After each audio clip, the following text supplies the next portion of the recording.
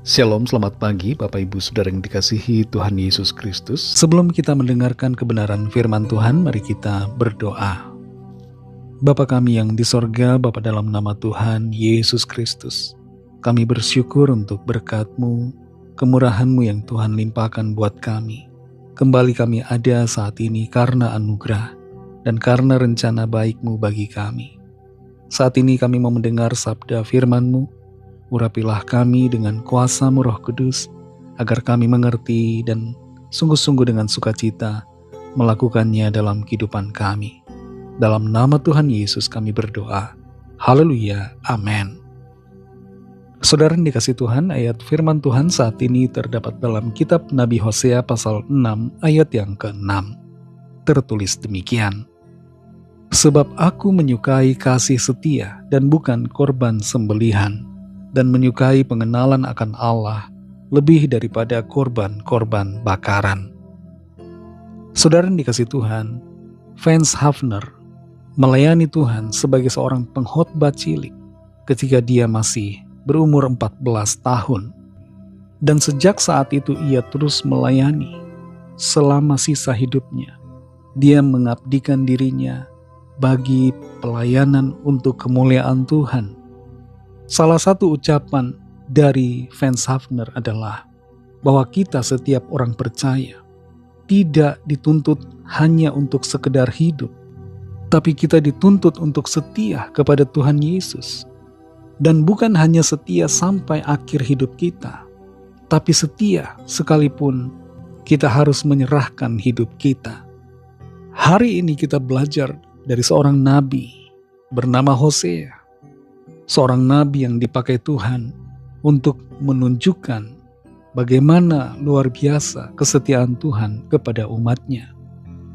Dalam Hosea 6 ayat 6 ini tertulis, sebab aku menyukai kasih setia dan bukan korban sembelihan, dan menyukai pengenalan akan Allah lebih daripada korban-korban bakaran.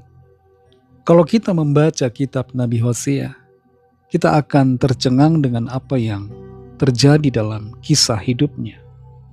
Nabi Hosea menerima salah satu panggilan paling berat, yaitu dia diperintahkan Tuhan untuk menikahi Gomer, seorang perempuan yang tidak setia dan yang suka menjual dirinya.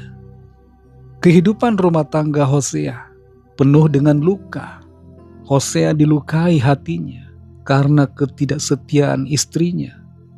Bahkan anak-anak yang dilahirkan Gomer adalah anak-anak hasil dari ketidaksetiaan.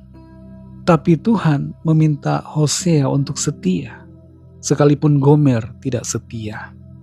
Ada pelajaran yang sangat berharga melalui kehidupan pelayanan Nabi Hosea, yaitu bahwa kasih Tuhan, kesetiaan Tuhan itu tetap tidak berubah. Sekalipun Gomer tidak setia dan terus jatuh ke dalam dosa yang sama, Hosea diperintahkan Tuhan untuk tetap mengasihi dan bahkan membeli kembali istrinya agar tetap ada padanya. Dan seperti itulah gambaran kasih Allah kepada kita. Dia tidak mengasihi kita karena kita sempurna, tapi karena Tuhan setia kepada janjinya. Dia menebus kita dan membeli kita dengan darahnya yang kudus karena kasihnya kepada saudara dan saya.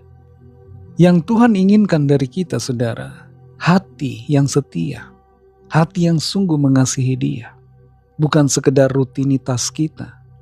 Dalam zaman hidup Hosea, umat Israel melakukan ritual ibadah, tapi hati mereka menjauh dari Tuhan.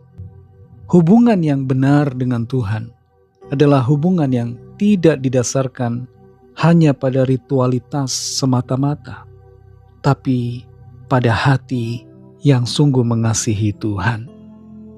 Tuhan tidak menginginkan kehancuran kita, tapi Tuhan menginginkan dan merindukan pemulihan serta keselamatan saudara dan saya. Pemulihan selalu tersedia bagi kita yang mau bertobat. Selama kita mau bertobat, melangkah keluar dari dosa dan kembali kepada Tuhan, maka pintu pengampunan dan pemulihan selalu tersedia. Saudara yang dikasihi Tuhan, apakah hari-hari ini kita mulai tidak setia kepada Tuhan? Ataukah kita masih melakukan ritual ibadah kita, tapi hati kita sudah mulai melempem kepada Tuhan, mulai tidak sungguh-sungguh mengasihi Dia? Adakah kita sudah berlaku tidak setia kepada Tuhan? Kita mulai melirik yang lain, dan hati kita condong kepada yang lain di luar Tuhan. Mari jadi setia, sebagaimana Tuhan setia kepada kita. Jangan sia-siakan kesetiaan Tuhan. Kembalilah kepadanya, dan hiduplah dalam kesetiaan kepada Tuhan Yesus, Juru Selamat kita. Mari kita berdoa.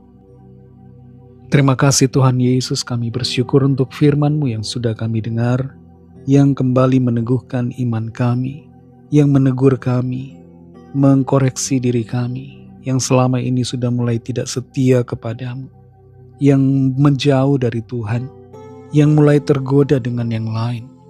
Ampuni kami dan bersihkan hati kami, ubah pikiran kami Tuhan, sehingga kami sungguh-sungguh hidup dalam kesetiaan kepadamu.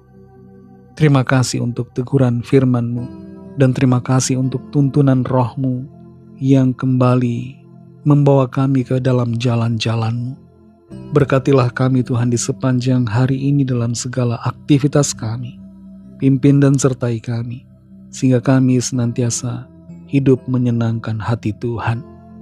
Lawatlah setiap kami yang sakit, yang dalam pergumulan persoalan, sakit di bagian mata, sakit di bagian dalam organ perut, dan segala sakit penyakit lainnya. Tuhan jamah, Tuhan lawat, dan Tuhan berikan kesembuhan yang sempurna.